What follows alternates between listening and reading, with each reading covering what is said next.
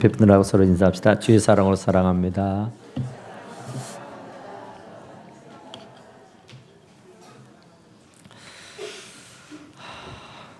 우리 한번 해볼까요? 사랑은 오래 참는 것입니다.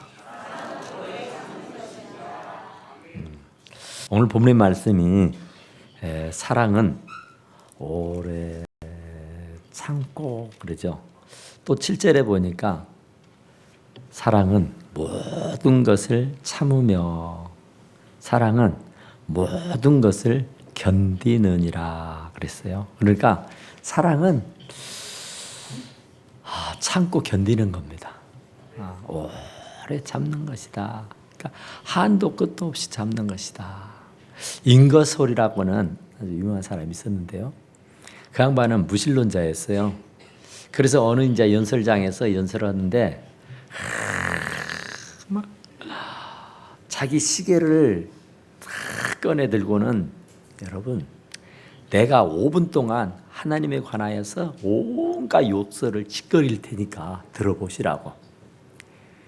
내가 입에 담을 수 없는 욕을 하나님 앞에 막 5분 동안 그침없이 내가 퍼부어버릴 테니까 하나님이 정작 살아계신다면은 그 저주, 그 욕, 그 더러운 말을 다 듣고 어떻게 계시겠느냐고. 하나님이 살아있으면 나를 천벌을 내려볼 것이다고. 그러니까 자 여러분 5분 동안 제가 온갖 욕설을 다 하나님께 퍼부어 버릴 테니까 한번 보십시오. 하나님이 있는가 없는가, 신이 계시는가 안 계신가 내가 여실히 여러분들 앞에 증명해 보일 테니까 봐보십시오 하는 거예요. 그리고는 똥 했어요. 그리고는 막 하나님한테 막 입에 담을 수 없는 온갖 추하고 더러운 욕을 막 퍼부어요. 얼마나 막 개복금을 품듯이 막 퍼붓는다고요. 4분이 지났어요. 5분이 됐습니다. 그런데도 아무런 일이 일어나지 않았습니다. 그러니까 잉거솔이라는 사람이 더 의기양양해가지고 보십시오. 하나님은 없습니다. 신은 죽었습니다. 하면서 이제 하나님 앞에 더 악담을 하는 거예요. 그런데 그것을 가만히 듣고 있던 목사님 한 분이 계셨어요. 그래서 그 목사님이 자리를 차고 일어나가지고 선생님, 하나님을 당신의 5분의 시간 안에다가 가둬두시는 그렇게 자비가 없고 사랑이 없는 그런 분이 아니십니다. 하나님은 당신을 5분 동안만 참고 견디시는 분이 아니라 당신이 어떤 죄를 범하고 어떤 짓을 행하였다 할지라도 다시 돌아와 회개하기를 언제까지라도 기다리시는 분입니다 라고 얘기했답니다. 그러니까 내가 정해놓은 시간 안에 하나님이 벌하지 않으면은 하나님은 없는 것이라고, 하나님은 죽었노라고 얘기한다고 하지만은 그건 당신 생각이지 하나님의 사랑은 5분이 아니라 50년이 아니라 500년이라도 하나님은 참고 기다리시는 줄로 믿습니다. 돌아오기를. 아버지의 재산을 다 가지고 와서 허랑방탕하며 온갖 죄를 범하면서 피와 같은 돈을 물쓰듯이 다 써버리고 탕진해서 거지가 되어 돌아오는 그 아들을 이제 나올까 저제 나올까 하면서 문전 앞에서 발을 동동 구리며 기다렸던 그 아버지가 그 아들이 나간 이후로는 잠을 잘 수가 없었습니다. 그 아들이 나가고 난 연후에는 항상 밤이면 대문 앞에서 발을 동동 구리며 기다렸던 겁니다. 그 아들이 나가고 난 연후부터서는 대문을 잠그고 자본 적이 없습니다. 그런데 그때 마침 아들이 거지가 되어서 정말 말로 형용할 수 없는 꼴이 되어서 아버지 집으로 돌아오는 모습을 보게 된 겁니다. 멀리서 보건대 저건 내 아들이야 하고는 벗은 발로 뛰어가서 그 아들을 품고 안으며 그 아들을 위해 잔치를 열어주셨던 것을 우리는 알 겁니다.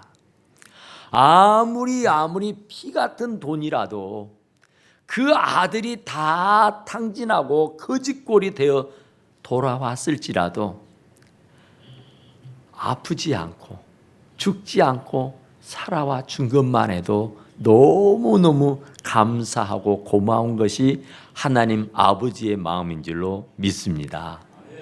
아무리 저주를 퍼붓고 온갖 죄를 범벅 진다 할지라도 하나님은 해치지 아니하고 하나님은 다시 기다리고 또 참고 기다리면서 어서 돌아오라고 말씀하시고 계시는 줄로 믿습니다. 그러니까 오늘 본문의 말씀은 천사의 말을 해도 5개국어네 4개국어네 6개국어를 한다 할지라도 사랑이 없는 것은 울리는 꽹과리다, 소리나는 징이라, 아무짝에도 쓸모없다, 이렇게 말씀하고 계시는 줄로 믿습니다. 사랑은 너무나도 귀합니다. 그런데 그 사랑도 남녀간 이성의 사랑을 에로스 사랑이라 그럽니다. 참 뜨거운 사랑, 불같은 사랑이죠. 친구 간의 사랑도 있습니다. 그 사랑도 만만치 않단 말입니다. 필리오. 그런데 진짜 사랑은 아가페 사랑인 줄로 믿습니다. 그러니까 남녀 청춘이 만나서 서로 조건이 맞이고 이상과 뜻이 같아지면 이 사람이 내 반쪽이다 생각해서 결혼을 척 하는 겁니다. 그런데 살다 보면은 문화가 다릅니다. 환경이 다릅니다. 의식이 다릅니다. 그래서 살다 보면은 얼굴을 붉힐 때도 있고 실망할 때도 있고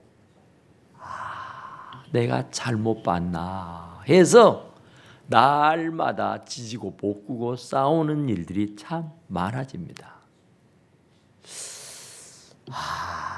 그럴 때 심히 많은 고민을 해요. 때려치워버릴까? 이건 아닌 것 같은데 내 눈이 삐었었다. 아이고 내가 큰 실수를 했네. 그러면서 사단이 때려 엎어버려. 사단이 끝내버려. 사단이 안 돼. 틀렸어. 그러면서 이 사단은 얼마나 속삭이는지 안 된다는 겁니다. 틀렸다는 겁니다. 가망이 없다는 겁니다. 그러니 이제라도 빨리 때려 엎어라. 이혼해라. 갈라서라. 이제는 여망이 없다 그래요. 그런데 우리 하나님은 아니야. 한 7번 용서해 주면 될까요? 7번 3세판인데 그보다 배가 되는 7번 용서해 주면 넉넉하겠죠. 그랬더니 주님의 말씀은 아니 70번씩 7번을 용서해 주어라 하는 줄로 믿습니다. 우리는 하나 둘 셋 세 봐 가지고는 더 이상은 안 된다 그럽니다. 그런데 주님은 언제까지라도 70번씩 7번 한이 끝이 없도록 용서하라고 말씀하고 계시는 줄로 믿습니다. 하나님이 우리를 사랑하는데 이처럼 사랑하사 독생자를 주셨으니 이는 저를 믿는 자마다 멸망치 않고 영생을 얻게 하려 하심이라. 하나님이 이처럼 얼마나 사랑하느냐 하면은 자기의 목숨을 내어주면서까지 사랑하는 그 사랑을 우리는 다 받은 사람들인 줄로 믿습니다. 아무리 부협함이 생기고 섭섭함이 있고 서운함이 있고 정말 이건 아니다 싶어도 때려 엎지 말고 포기하지 말고 인내하고 참고 견디다 보면은 무뎌지게 돼 있습니다. 마모가 되게 돼 있습니다. 아무리 기계, 이 철로 만들어진 기계라도 이게 계속 서로 부딪히다 보면은 마모가 됩니다. 산이 다 없어지게 되는 거예요. 부드러워지는 겁니다. 그러니까 우리도 살다 보면은 이렇게 티격태격합니다. 그런데 1년, 2년, 10년 지나고 나면은 아무렇지도 않아요. 그러니까 참고 견디면 극복할 수 있게 되는 줄로 믿습니다. 성경 66권을 차교기에다가 집어넣고 꽉 짜면은 엑기스가 나오는데 그 엑기스가 2방울 나온다며요. 2방울. 딱 성경 66권을 꽉 쥐어 짜면은 2방울이 나온다니까요. 얼마나 엑기스입니까? 그런데 그 2방울이 하나는 뭐겠어요? 하나님 사랑. 또 한 방울은 이웃사랑이에요.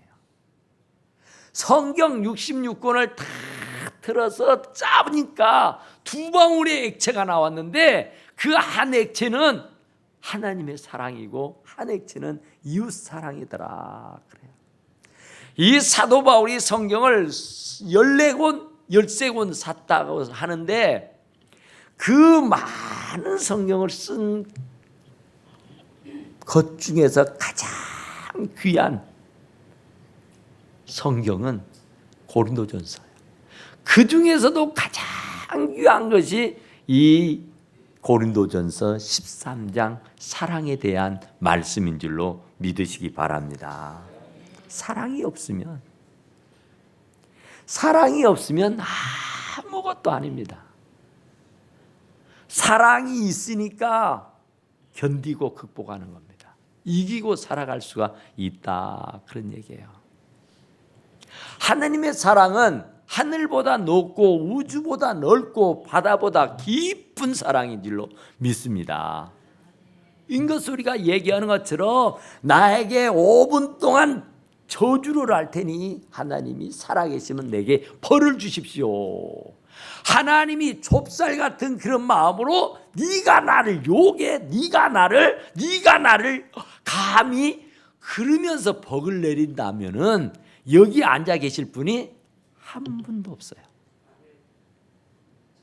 죄송하지만 하나님이 참고 또 참고 또 참고 계셨기 때문에 오늘 우리가 이만큼 성숙해져서 하나님 앞에 나와서 무릎을 꿇고 계시는 줄로 믿습니다.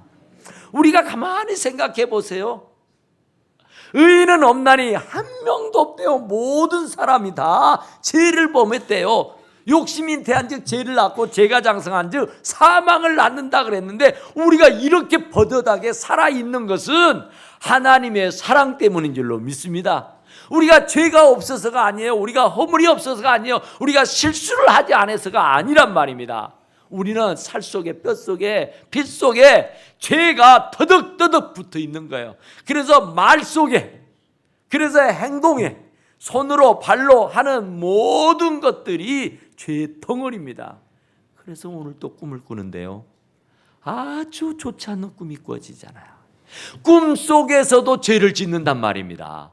꿈속에서도 싸워요. 꿈속에서도 욕을 해요. 꿈속에서도 도둑질을 하고 있어요.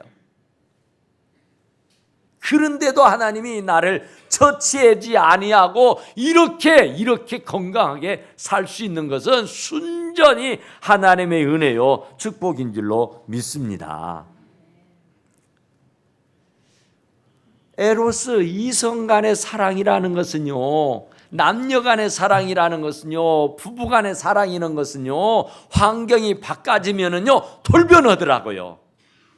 남편이 불의의 사고를 당해서 식물인간이 됐네 하면은 저 남편을 평생 내가 언제까지 돌봐야 줄까? 두려워서 무서워서 도망가는 여자들이 있대요. 또 원치 않는 질고로 이제 식물인간이 되어 이제 아무것도 할 수 없는 그런 지경에 놓이게 되면 또 남편이 아이고 나는 못해 하고 도망가는 남편이 있대요. 옛날에 어느 부부가 결혼하기 전에 아주 굉장한 러브 스토리가 있습니다. 미국의 하버드 대학에 아주 유수한 성적으로 졸업하라는 졸업생 둘이 있었어요. 근데 이들의 우정은 굉장했습니다. 아주 정말 너무너무 좋은 사이였어요. 그런데 한 친구는 굉장히 가난한 친구였고 한 친구는 굉장히 고관대작의 아들이었습니다. 그래서 가난한 집 친구가 부잣집 친구에게 늘 신세를 지고 늘 그 집을 들락날락했어요. 그런데 그 고관대작 친구의 집에 동생이 하나 있었습니다. 여동생이. 어찌하다 보니까 눈이 맞았어요. 그래서 하버드의 수재와 그 고관대작 집의 외동딸과 결혼을 하게 됩니다. 사람들이 다 축하해 주었어요.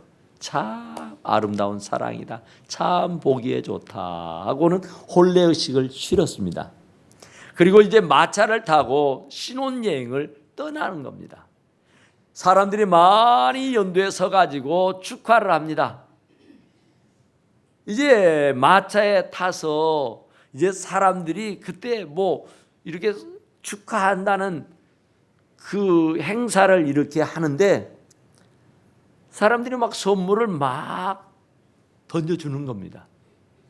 연도해서.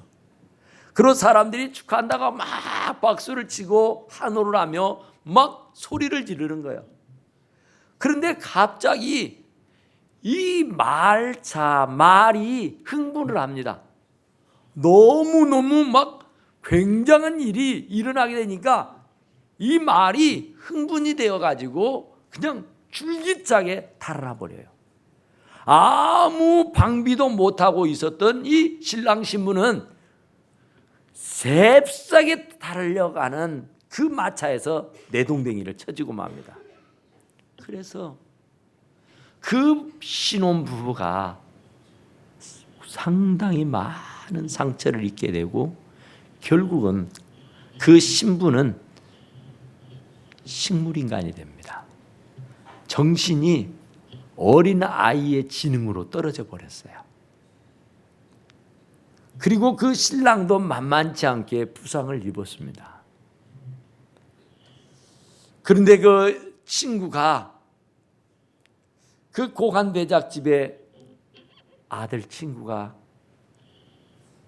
그 친구에게 와서 이런 얘기를 합니다. 친구야, 내 동생은 이제 가망이 없다. 회복될 가망이 없으니 이제 막 결혼식을 올렸을 뿐이지 뭐 아직 부부라 할 수도 없지 않니? 그러니 이제 정리해주고 너는 너의 길을 가거라. 그리고 너는 앞으로 연구도 많이 해야 되고 앞으로 할 일이 많잖아. 그런데 내 동생 식물인간이 된 내 동생 뒤치다거리 하다가 네의 계획하는 거, 내 꿈이 부서진다면 나는 그거 내 눈으로 볼 수가 없어. 친구야, 내 동생 그냥 놔줘. 그랬다고 그래요.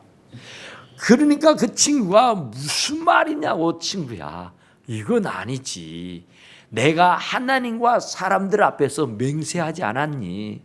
하나님이 나를 우리 둘 사이를 갈라놓지 않는 한에는 검은 머리가 팥뿌리가 되도록 그 사랑을 변치 않겠노라고 내가 약속하고 다짐했는데 내 아내가 식물 인간이 됐다고 내가 버려야 나는 크지 못해. 나는 죽어도 못해. 그러면서 그 친구가 40년여 동안을 그 아내의 수발을 들어줬다는 얘기가 있어요. 그런 고귀한 사랑도 있습니다. 그런데 욥을 보면은 이 like 좋아한다는 얘기와 러브라고는 말은 좀 달라요. 광선업자들은 산을 좋아합니다. 그래서 그 산을 아주 면밀하게 주도 면밀하게 보고 있다가 거기에서 금맥을 찾아내면은 횡재한 겁니다. 그래서 그 금을 다 캐놓고 나면은 광산업자는 그 산을 푼토처럼 버려버려요. 또 고양이가 쥐를 굉장히 좋아합니다.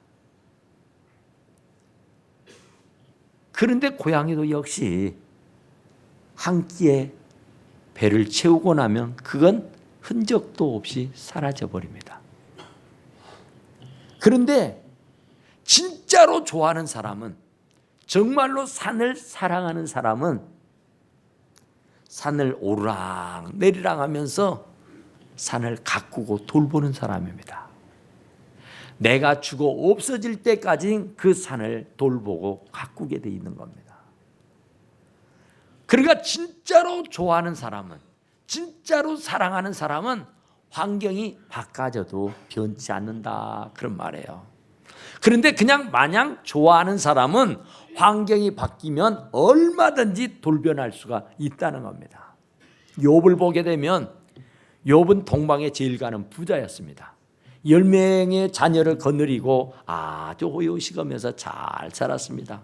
행복하고 단란하게 살았댔어요.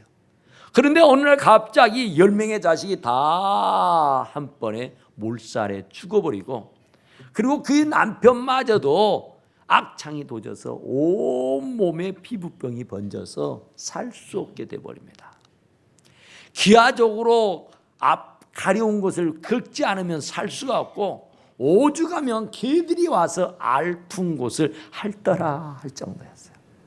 그래서 그 아내는 그 꼴을 보다 못해서 하나님을 욕하고 나가 죽어버리라고 합니다.